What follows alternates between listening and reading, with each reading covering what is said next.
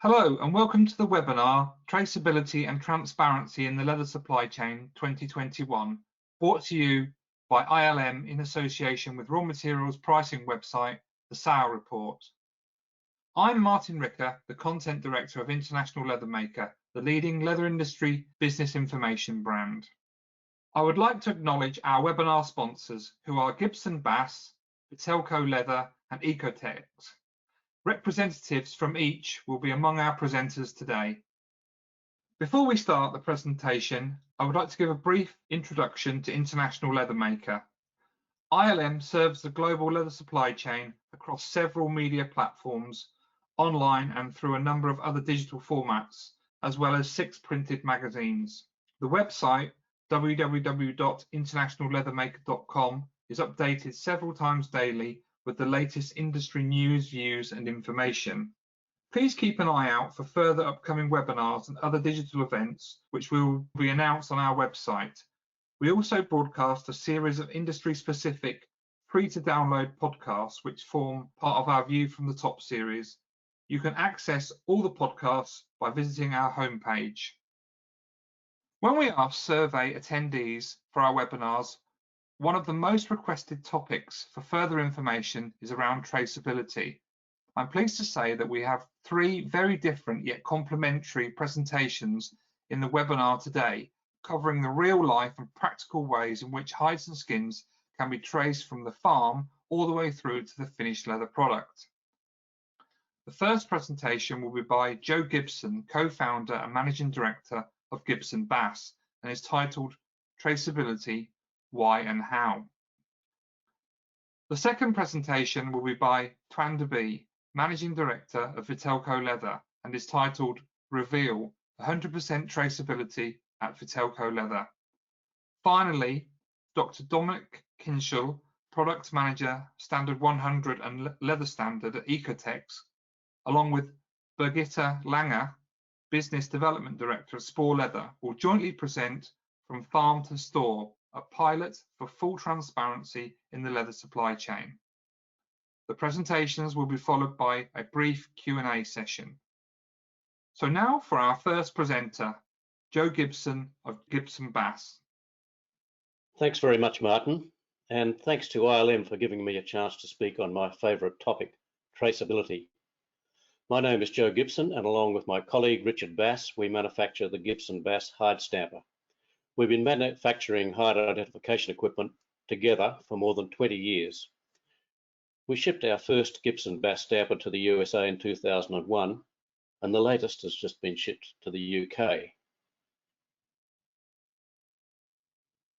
And when you consider traceability, the first question you should ask yourself is, why should I do it? It costs money to implement traceability.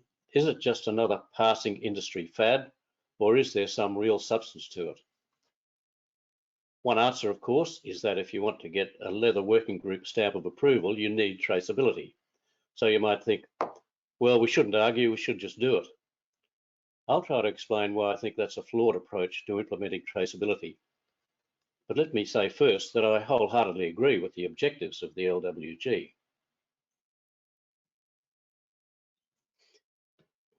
It is good that you can tell your customers that their leather came from cattle not grazed on cleared rainforest, that their leather came through an environmentally responsible supply chain, and that the animals their leather came from were treated humanely. And it's especially good that you can tell your customers that no one was exploited in your leather's manufacture. These are all valid reasons for wanting to introduce traceability. But I'm going to suggest that even if there were no LWG, and your customers did not want to know all those things, there are other crucial reasons you should consider traceability, because it just makes good business sense.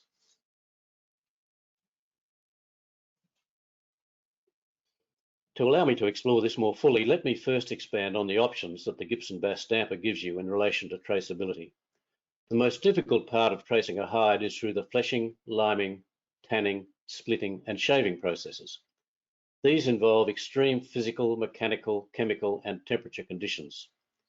The most valuable form of traceability is when you identify the hide while a link still exists with the body it came from. This normally involves identifying at the abattoir, either on the kill floor or at the bottom of the hide chute, or at induction into the tannery, and preferably before fleshing. After working on this problem for many years, we came to the conclusion that a physical mark, a stamp, was the best, if not the only, solution.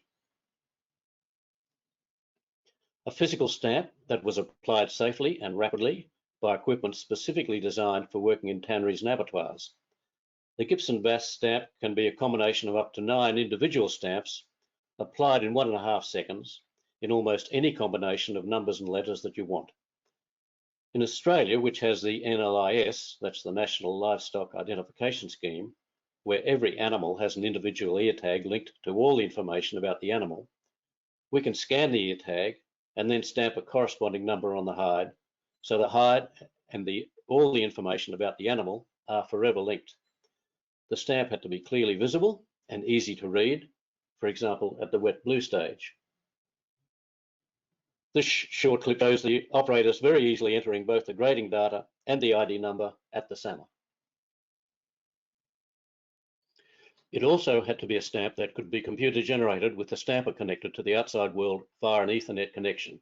The software that runs the stamper is tailored for each customer, and as you can see from the stamper touchscreen, a lot of other information can be collected during stamping and made available to assist in managing the business. Lastly, it had to give close to 100% retrieval rate. One of our Gibson Bass customers told me they did a survey one week of 9,000 hides stamped in the raw state and were able to positively identify all but 7 of them when they were graded at the SAMR. That's 99.9% retrieval. Here's the stamper operating in the bowels of an abattoir. You can see that the stamping is not by any means an onerous task, although a lot of abattoirs do operate at higher speeds than this one.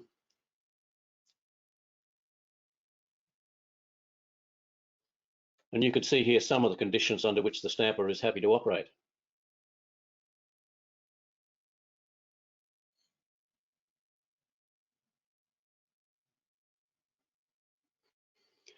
It's all brass and stainless steel.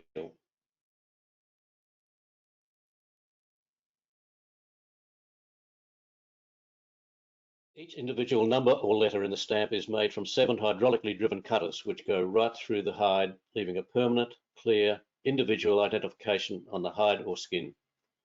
Because the cutters go right through, the drop split is also identified. We think this is unique. It's fast, about 1.5 seconds per stamp. The hydraulic force means that each cutter has the equivalent of about 40 kilograms pressing on it. So for the purpose of exploring traceability further, let's imagine a situation where you have an identification system, such as the Gibson Bass stamper, in place. What advantages does this give you, apart of course from enabling LWG accreditation? First, there's no other industry in the world I know of which has an SKU, that's a stock keeping unit, of the value of a hide or skin that does not have every piece individually identified and its location recorded. Keeping track of your stock is just basic good management. When I was a new manager of a wet blue plant, I remember being told that the stock take could not be completed immediately. We had to wait until the drums were emptied a couple of days later, and then the hides could be counted. Individual identification, combined with even a rudimentary database system, means you should not only know how many hides are in each drum all the time, but which ones they are. If you don't have this information, then how can you manage your business properly? Also, some of the Gibson Bass customers do toll or commission tanning, where they tan other people's hides. Not everyone does this, but if you do, you know that keeping hides separated in a wet blue plant can be a nightmare. However, if they're all individually identified, then they can be mixed together and all the drums can be sent away full, giving enormous improvements in productivity. Let me ask another question. Have you ever had a claim? Of course you have. And how did you know those hides or skins were yours? How was provenance proved? We all get claims, and handling them in a professional and ethical manner is good business practice. Trouble is that any uncertainty can lead to a lack of trust between a customer and supplier. Individual identification is critical in helping resolve valid claims and in rejecting invalid claims. One of the Gibson Bass stamper users told me they got a call from a Japanese customer after a shipment of wet blue arrived. The customer said the supplier's identification system must have been down for a period because one of the pallets did not have any numbers on the hides. The supplier assured them that every hide that goes out is identified. There'd been a substitution of pallets. Without their traceability system, they would never have known. But in addition to the ability to have full control of your stock, the efficiencies in toll tanning, the handling of claims, and the benefits of LWG certification, there is another reason to implement traceability, which I believe has the potential for a greater positive impact on the industry than any of these. If you can individually identify hides and skins and trace them back to the farmers who produce them, then you have the opportunity to impact their quality. If there are 300 million hides produced each year, not to mention the billion or so goat and sheep, and the difference between a good hide and a bad hide is potentially $30, then there is perhaps 5 billion or more up for grabs for the industry if the quality can be improved. There are several ways to use traceability as a tool to achieve this, and here I need to say a word about connected supply chains. A supply chain can be seen as 3 separate layers: the logistics layer, the process layer, and the information layer. The information layer is where the big gains in productivity can be brought about by innovation. Traceability takes place in this layer. Traceability works best if there is a feed forward and feedback of information up and down the supply chain.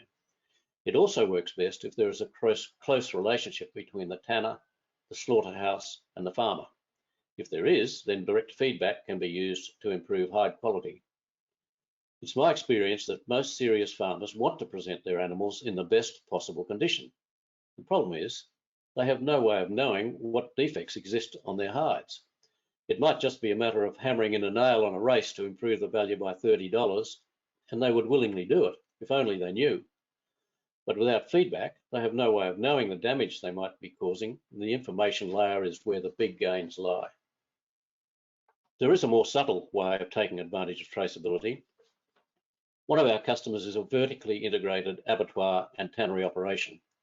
They identify all their hides at the point of slaughter using Gibson Bass stampers. Their kill floor computer sends a number to the stampers, which is linked with the individual body number. They then tan the hides and grade them in their wet blue tannery. They know exactly which sources give them good hides and which sources give them poor quality hides. Their cattle buyers, armed with this information, then use it in their purchasing decisions. They make sure they tend to secure the cattle with the best hides, and they tend to let the cattle with the poorer hides go to their competitors. It's quite a neat trick. In summary, there are many reasons to embrace traceability, not just because it is currently popular, but because it can provide a more sustainable business outcome. It's not for everyone. Some won't be prepared to make the investment and will continue to operate in the commodity end of the market, where supply chains are disconnected and where innovation is seen as an unnecessary cost. But for those who are dedicated to a business model where customer-supplier relationships up and down the supply chain are important, individual identification giving traceback and trace forward will bring with it great rewards. Traceability, and I mean traceability down to the individual body and the individual hide, will be important to those companies that want to innovate to keep ahead of their ever-changing commercial, political, and social responsibilities. If you want to be a participant in this more productive, more responsible, more efficient way of running your business, then one of the options available to you is the Gibson Bass stamper. It's been tested and refined in commercial use for 2 decades. It has been used in 4 continents, and it gives you a robust tannery and abattoir ready machine that delivers safe, fast, clear, permanent, individual, hide, skin, and split identification. For more information, see gibsonbassstamper.com. And now I'll hand over to our second presenter, Twan de Bie of Vitalco Leather. Hi, my name is Twan de Bie. I'm from Vitalco Leather. Just to have a quick introduction of myself, I'm a Dutch farmer's son. I have a background in economics and agriculture. I used to work with feed company and accounting firms, and today I'm a board member and the spokesman for Pali Group and the managing director of their tannery called Vitalco Leather. And I would like to thank ILM for inviting us to give this presentation today. We at Vitalco Leather think traceability will be one of the key factors in proving the sustainability of the leather industry to the world and to make it even more sustainable. So I'm honored to have the opportunity to tell you how we implement it. Vitalco Leather is a member of Pali Group, a Dutch family business and one of the largest veal producers in Europe. Started out as a livestock trader a little over 60 years ago, and today the second generation is in charge and the third generation is already working in the company. We have a little over 1,000 people working at 6 locations. They are a calf slaughterhouse with deboning facility and a cold store, a pig slaughterhouse, deboning facility for pork, a collection center, a hide selection and a salting facility, and the tannery. And at this tannery, we do the whole process from fresh hides all the way up to finished leather. So in our product range, we have salted hides, wet blue, wet white, crust, and finished leather. And as you can understand, traceability is a very important subject in our business. A very important part of our strategy is our fully integrated chain. And it means having control and determining what happens in every step of the way. We buy the calves, we have contracted farms, we determine the feed they get, we have our own transport, slaughterhouse and cold store, a tannery, and we do most of our sales ourselves. And later on in my presentation, you will see that this is an important reason why guaranteeing high quality and traceability is relatively simple for us. You also see here we slaughter around 7,000 calves a week, which gives us great selection possibilities. And this next slide shows exactly what our role in the entire supply chain is. We buy the young calves when they come straight from the dairy farms, and through our collection center, they go to the veal farms. We slaughter the calves in our slaughterhouse, and the hides go to our tannery. It is part of our strategy not to produce the feed ourselves, but we do determine exactly what the calves are fed. And as you can see, we sell meat to wholesale and supermarket, and also our leather is not sold directly to consumers. Although recently we started an online shop where consumers in the Netherlands can order meat which is delivered to their door. And here you can see how these animals go through our integrated chain. We start with buying the calves straight from the dairy farms where they are born, when they are around 2 weeks old. In the top left of the sheet, you see the calves come to our selection center at that point, and this is also the moment they enter our database by scanning the ear tag. From this collection center, the same day they go to one of our contracted veal farms, mostly with our own transport, where we determine exactly how they are raised. And on these farms, the calves are assessed by one of our own specialists every week. After 6 to 8 months, they go to our slaughterhouse and deboning facility. As I said, live animals are mostly transported with our own transport. So basically, we know everything about the animals' lives, and it's all documented. 7 years ago, we were able to add a tannery to this integrated chain. This was a great opportunity to take another step and to add extra value to the skins also. Another big advantage of being in the Netherlands is that this integrated chain that we use is fully checked and controlled by an independent authority named SKV. And this goes for every calf in the Netherlands. So not only our calves, every calf in the Netherlands is checked and controlled by this authority. It is impossible to slaughter a calf in our slaughterhouse unless it is checked and certified by SKV. And on top of this concept, on top of this SKV thing, we use concepts like Vitalco with extra animal welfare conditions.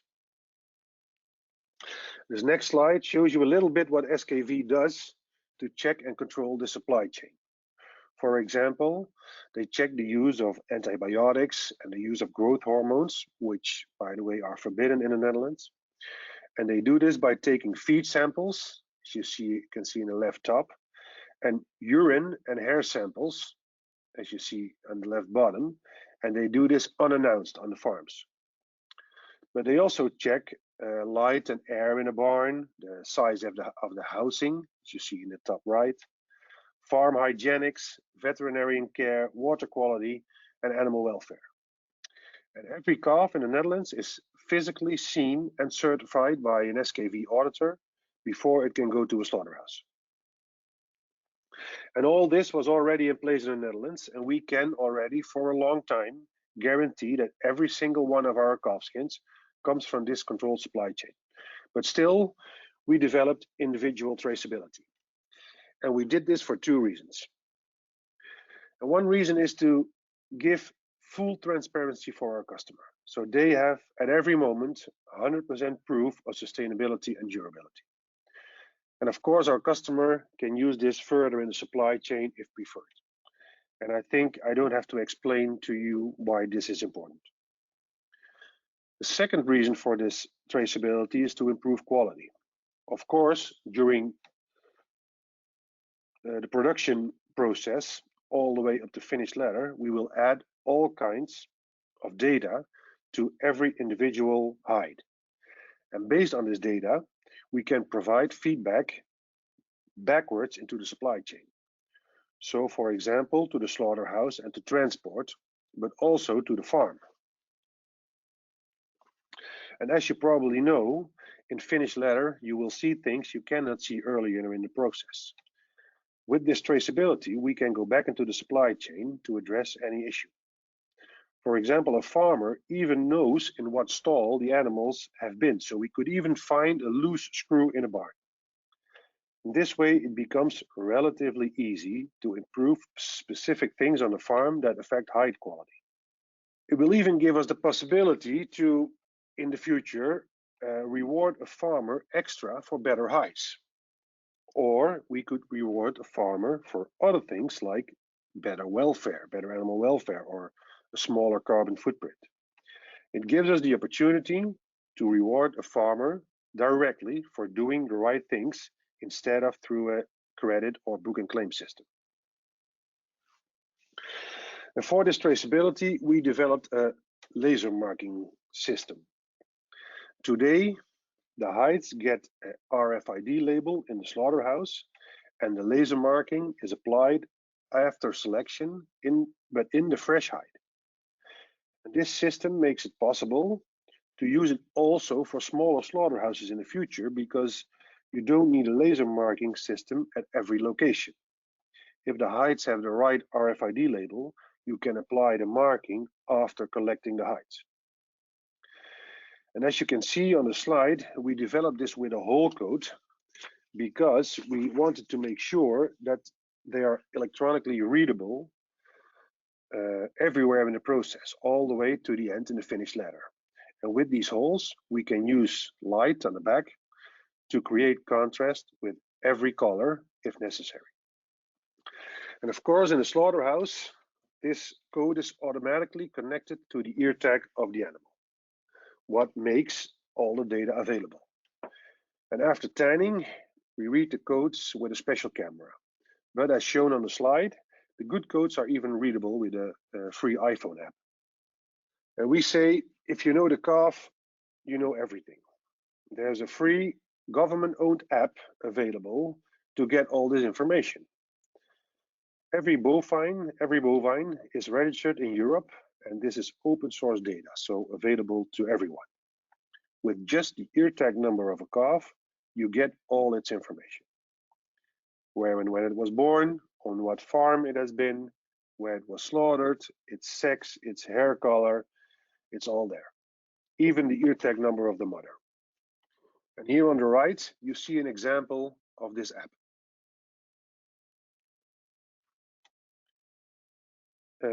As you can see, I enlarged the ear tag number of one calf on the picture, and I entered the number in the app on the right. And I'm sorry it's in Dutch, but you can see here that this calf was born on May 24th, 2017, and slaughtered on January 17th in 2018. It also says it was a male, and its hair color is zwart blond, which means black and white. And you can check it yourself in the picture if this is correct. It gives the ID code of the mother, and in the second line from the bottom, you see MEUBN.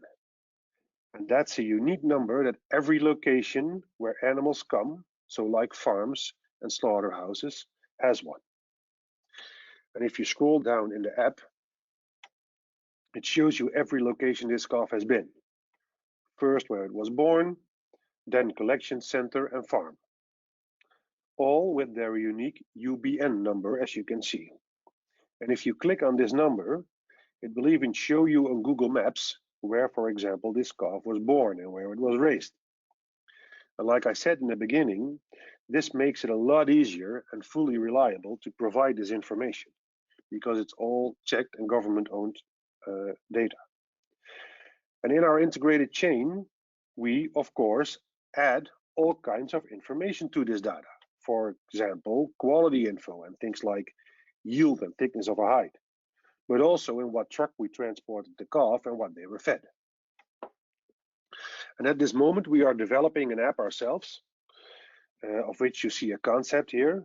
And by entering the code in the hide, which is in the top in the middle, it shows you where this specific calf was born on the left, where it was raised in the middle, and where it was slaughtered at our slaughterhouse in this example.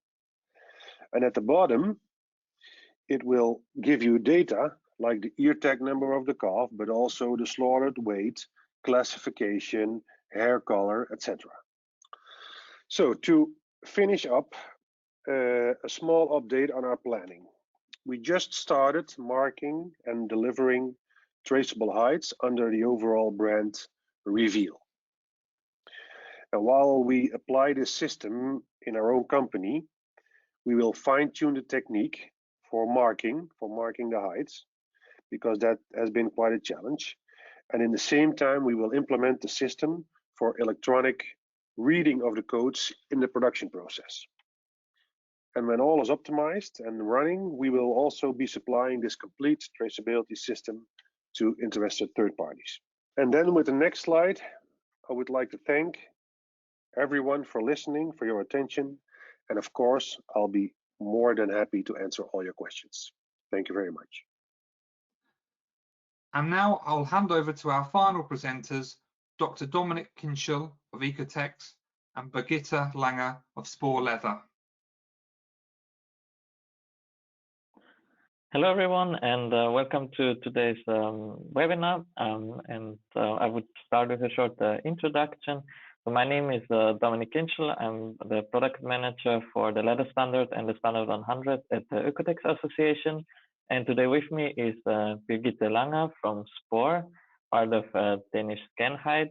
And in today's webinar, we would like to talk with you about from farm to store, a pilot project for full transparency in the leather supply chain. It's a project we initiated together with Spoor recently, and we would like to give you a little bit of an update and tell you what it's all about. But before that, I would like to start with a quick introduction of what is Ecotex and what we are doing. So Ecotex consists of 18 independent textile and leather testing institutes, and we operate in over 70 countries worldwide where we have offices. And at the moment, we work with around 21,000 businesses globally. And since our founding, we issued already more than 230,000 certificates. And what do we actually do at Ecotex? I think many of us know the Standard 100, which was the first product Ecotex launched. But by now, our product portfolio grew a lot, and we really cover the whole I would say, textile and leather supply chain, starting from input to process control to output control. And I would quickly start to introduce a bit the product we offer. So EcoPassport is our certification for chemicals and auxiliaries used in the textile and leather supply chain. And here we test the chemicals for any contaminations, banned substances, and things like that, check them against the common RSL list, and you also achieve ZTHC compliance through that. Then on the process control side, we have STEP. This is our facility certification. STEP stands for Sustainable Textile and Leather Production. And it's really a very holistic approach to facility auditing, where we really check chemical management, quality management, but also social aspects, workers' rights, and things like that. And then on the output control side, we have the leather standard and the standard 100, which are two product standards where we test the final product for harmful substances. We have a long list of chemicals and they get tested for. And then our newest product is the Made in Green, which is a combination of STEP and the leather standard or the standard 100. So if the whole supply chain is certified according to STEP, and the final product is leather standard or standard 100 certified, one can obtain for free the Made in Green product label, which adds on top of that a transparent supply chain with a label with a QR code, so the consumer can scan it and then obtain some more information about the product, as well as see the full transparent supply chain. With this, I want to hand over to Birgitte. Could you please tell us a bit more about Spore? Yes, thank you very much, Dominic. My name is Birgitte. I'm heading up Spore, and Spore is a part of the Danish tannery Scanhide. Scanhide has existed for 30 years, and last year they cracked the code on how to create full transparency, or at least 100% traceability back to single animal and farm level. And I also joined the company at that time to create Spore. So we are 1 year old exactly right now. Our mission is really to push the bar in terms of defining what is 100% traceability. And we truly believe that 100% traceability is back to the single animal, back to the single farm. So sustainability is really a very important driver for Scanhide, and from a strategic point of view, this is driving all of our decisions towards a better and more sustainable tomorrow. And Scanhide invested heavily into technology in order to create this full traceability. It means that today we are able to offer brands, wet white or wet blues, with full traceability. So it's both the raw material and it's also all the data that lies behind each single hide. We believe that this guarantee really gives brands a security, because they will have the full visibility of what they are working with if they are working with leather. And yes, we joined a partnership with Oekotex, and we'll get a little more into that a bit later. Yes, thanks a lot, Birgitte. So as you mentioned correctly, we joined the partnership, and what we looked at together is what are the biggest challenges for consumers in the apparel industry. And in our point of view, this is definitely how to make a informed and also responsible buying decisions. And then we thought, how could we contribute? How could we help with this? And came up with the idea that I think transparency is a very important aspect of trying to make an informed buying decision. And we put our minds together and have this collective vision for really expanding the transparency in the leather supply chain, and initiated this pilot project, which we will tell you a bit more in the next slide. So we took the Oekotex aspect, as I mentioned before, that we know about transparency, but we had already in place with our Made in Green label, And Made in Green stands for products that are made in environmental friendly facilities, product and consumer safety ensured through the testing through harmful substances, which is done in the leather standard or standard 100. And also that the articles are made in socially responsible and safe workplaces, and the important part of the transparency ensured through a supply chain traceability. And with this, I would like to hand back over to Birgitte and ask you to tell us more about how the traceability system of Spore works. Yeah. Thanks a lot. First of all, I want to say that we are sourcing hides from Scandinavia and from Germany. And it all starts, of course, with the ear tags.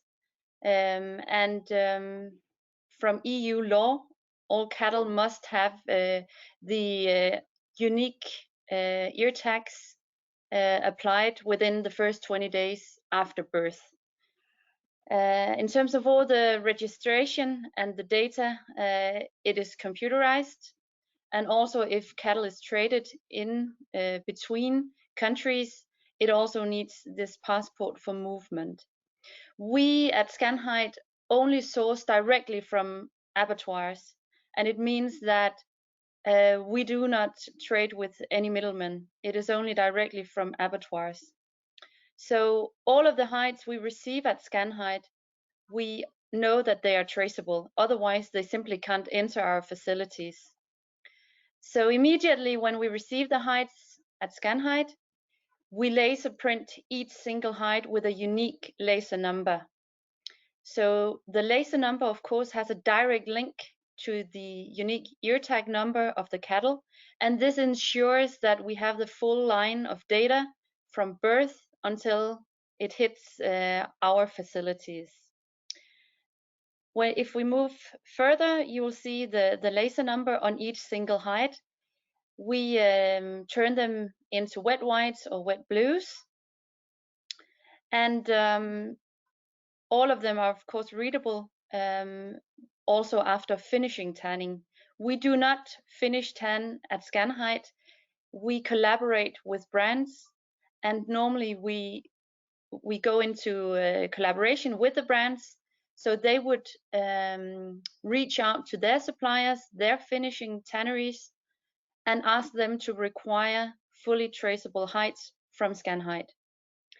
And then, of course, the collection of hides and also all the numbers are provided to the finishing tanneries in order to be 100% sure that the numbers going into the drums at the finishing tanneries are exactly the same numbers going out of the drums in the other end to the brands that we collaborate with.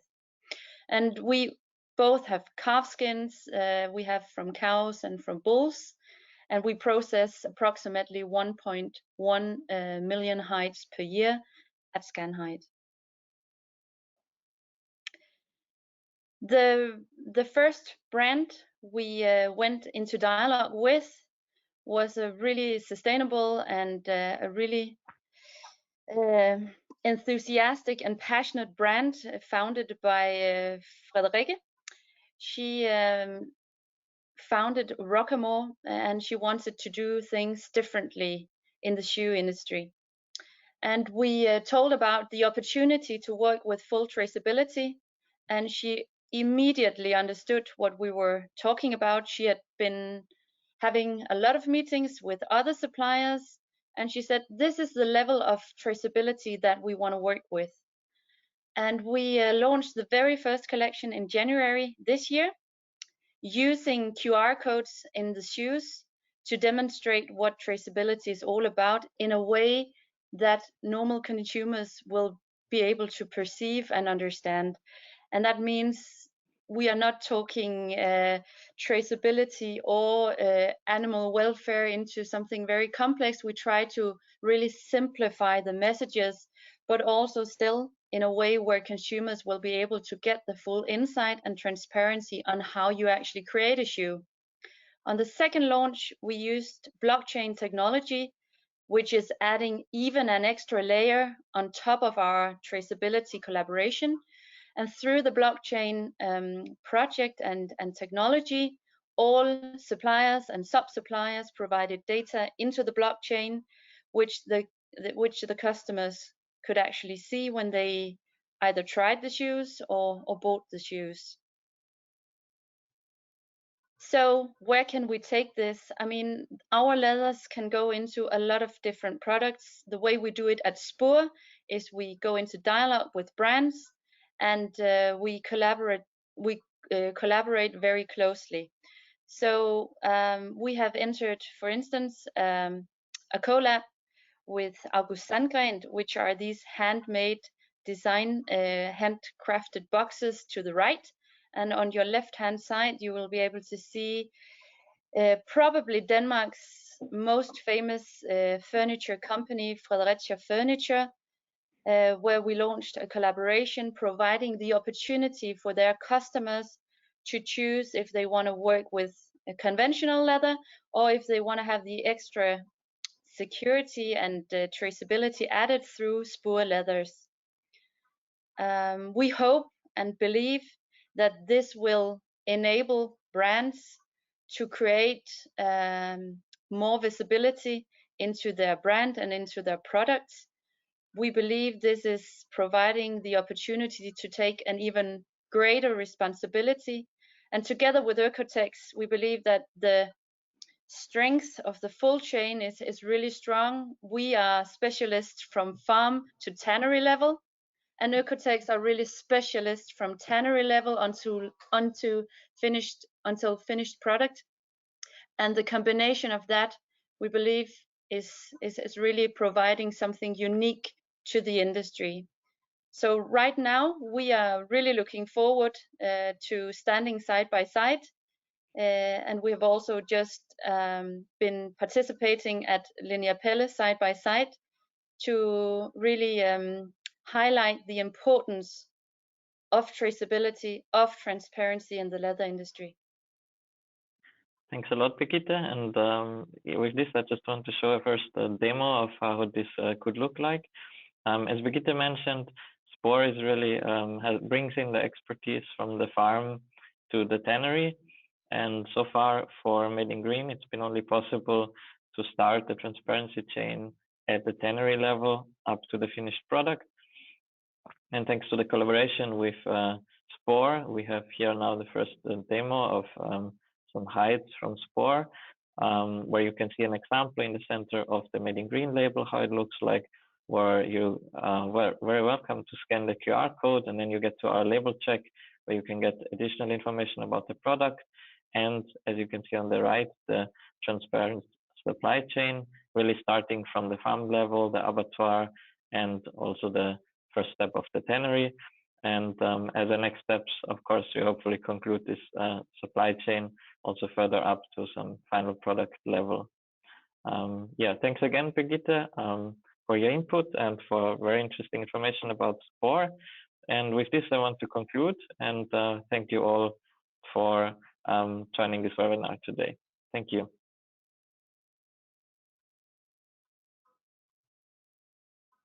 You can post a question to any of the presenters using the webinar control panel on your screen. Questions that we haven't covered today will be forwarded to our speakers so they can respond to you directly.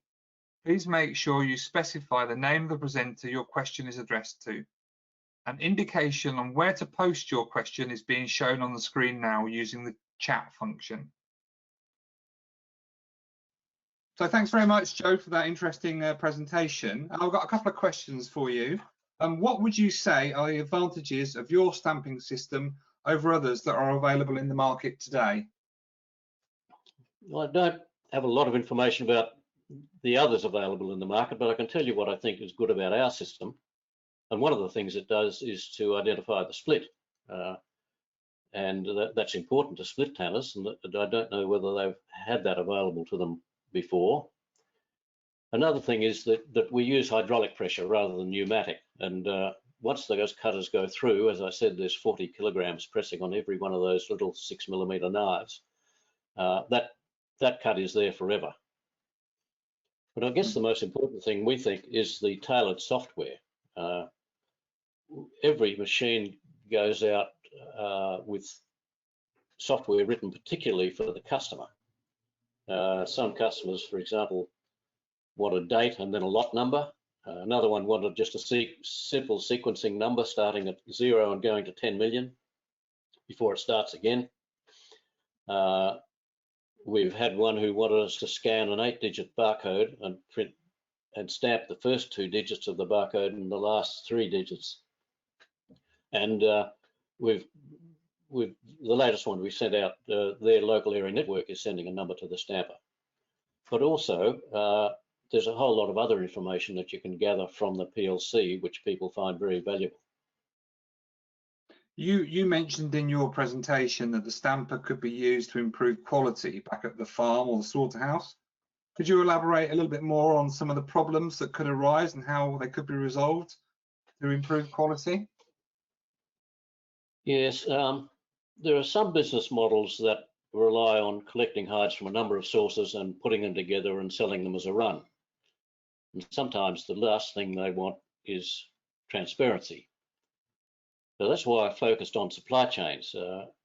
Traceability gives the most value if it's used in the context of a connected supply chain. And that gives you then the ability to feed information back. And we did a lot of work on this in Australia, and there are issues about when you're feeding back information, who's caused the harm. For example, is it farm damage? Is it transport damage? Is it abattoir damage? And you've got to be very careful not to blame the wrong person for something that's gone wrong. But the work we did in Australia in this, we found that we could overcome that problem, and that could be sorted out quite well.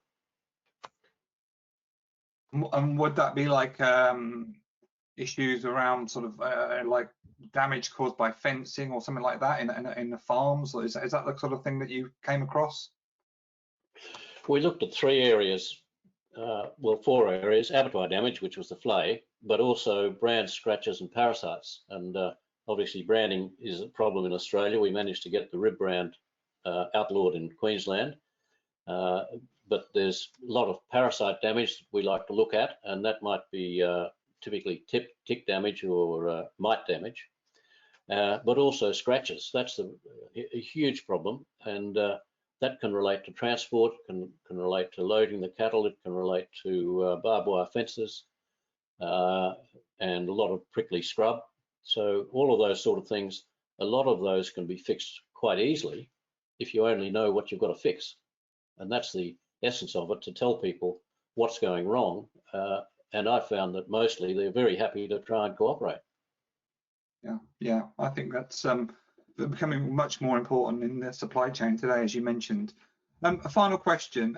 You've spoken in detail and you've shown in the presentation today a lot about bovine hides, but can this system be used for other types of skins, you know, goats or sheep or lamb, or other types of materials? Indeed, it can. One of our customers stamps goats, sheep and cattle. When we designed the software, they asked us to keep track of the number of each species. So when they go to the touchscreen and enter in the supplier number, they also get a chance to choose the species that's being stamped. And then, so at the end of the day or the end of the week, they can download a list of all of that supplier's, all the pieces that have come from that supplier, when they were stamped, how many they were, and what species they were. And yeah, it works perfectly well on goat and sheep. Okay. Thank you, Joe. I think that was excellent. Thanks very much for your time to present to us today. Thank you very much for the opportunity. So, Tuan, we have a few questions for you. Yeah, sure.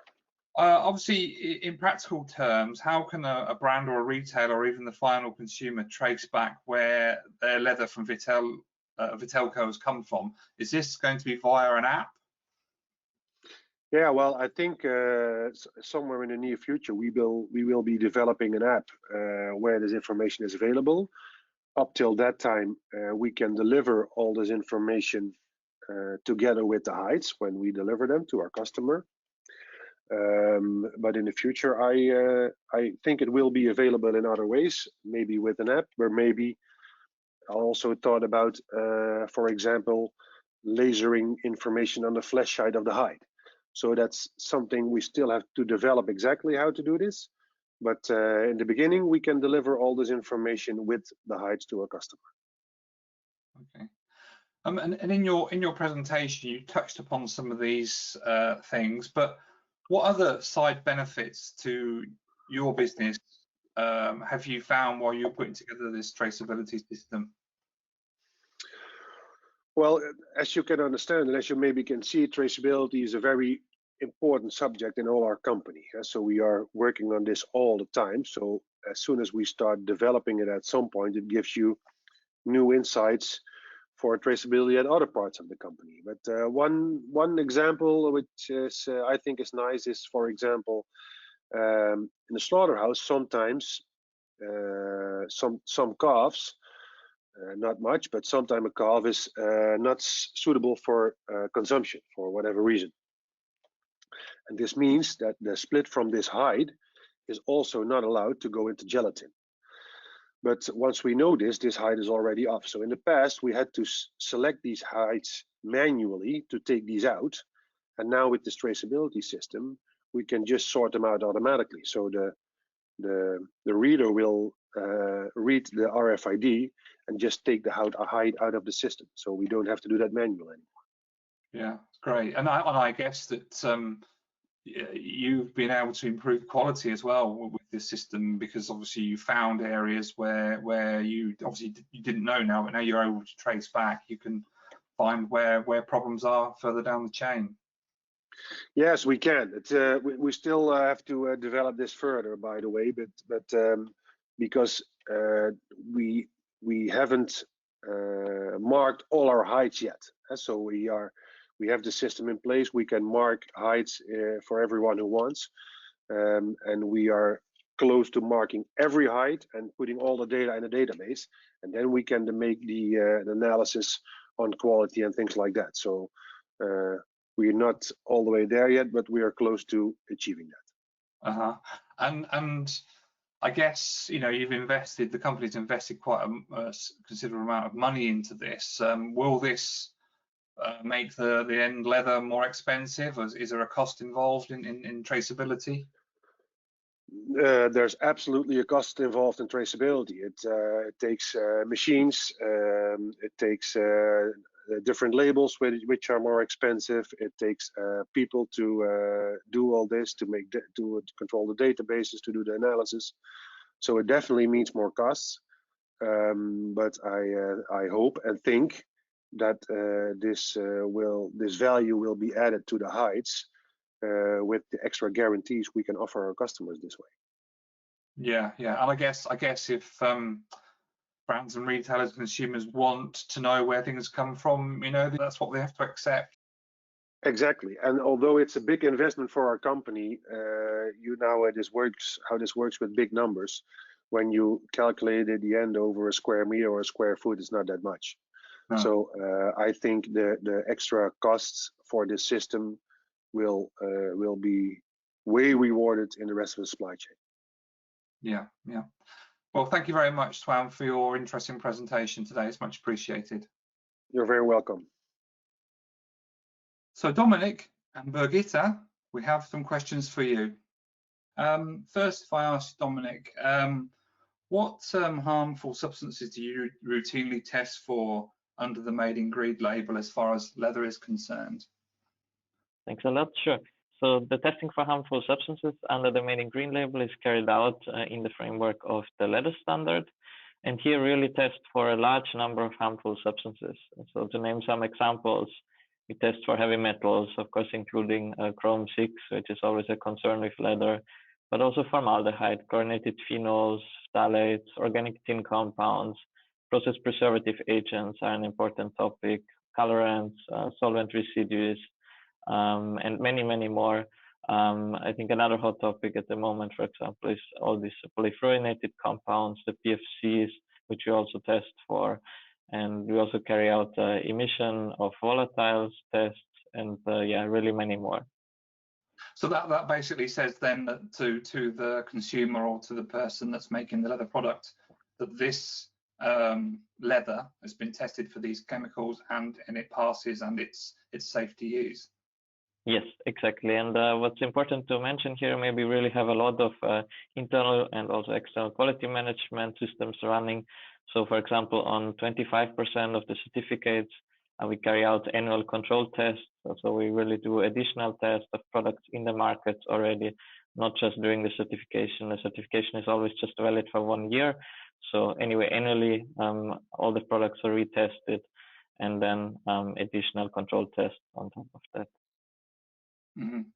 And can I ask you a kind of more practical question? And obviously, under the last 18 months or so with COVID, how have you managed to visit some of the facilities to ensure that they are safe and socially responsible? It's a very good point, and of course, the pandemic I think has been a big challenge for all of us. But we really reacted quickly here in the beginning of the pandemic and worked out on solutions how we can handle this. And we implemented a system where for existing companies, we enabled virtual audits where we conclude a camera tour through the facilities. And for new customers where we've never been to the facility, we do this thing that we call remote guided audits, where we still use some Oecotex employee that is in that country that can visit the factory. And then this Oecotex employee is guided by some experienced lead auditor how to carry out the audit, because we do think, especially for new customers, it is very important to, as you say, see the factory once and meet people and see how things are on site before we can issue a certificate. Yeah, absolutely. And Birgit, so if I can come on to you. In practical terms, how do you ensure that the animal and hide ID at the slaughter plant is transferred to the hide when it is sorted at scanned hide for processing, and how do they all match up? How does it work in practical terms? In practical terms, it works from the ear tag number, as I briefly mentioned upon, that the unique number is really connected to our unique laser number.